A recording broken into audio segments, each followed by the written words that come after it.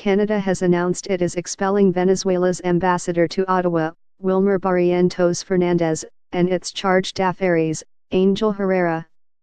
Foreign Minister Chrysler Freeland said the move was in retaliation for the expulsion of its most senior diplomat from Caracas over the weekend. Venezuela had accused Canada of meddling in its internal affairs. Canada has criticized the government of President Nicolas Maduro over its human rights record. More than 120 people were killed during months of anti-government protests earlier this year.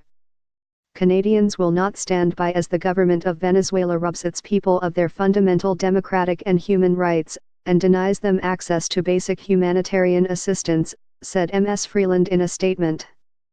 We will continue to work with our partners in the region to apply pressure on the anti-democratic Maduro regime and restore the rights of the Venezuelan people.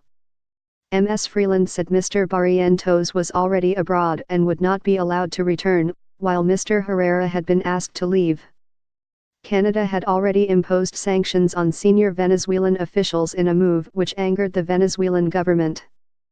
The head of Venezuela's powerful Constituent Assembly, Delcy Rodriguez, announced on Saturday it was declaring Canada's charge d'affaires to Caracas, Craig Kowalik, persona non grata. Ms. Rodriguez accused Mr. Kowalik of permanent and insistent, rude and vulgar interference in the internal affairs of Venezuela.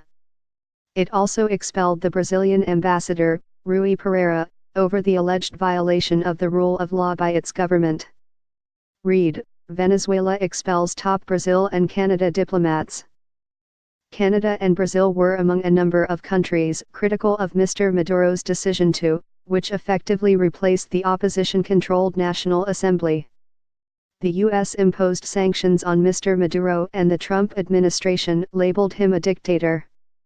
The opposition has accused Mr. Maduro and his predecessor, the late Hugo Chavez, of destroying the country's economy with their socialist policies. Venezuela has one of the world's highest inflation rates and for years has suffered from a shortage of basic goods, including medicines.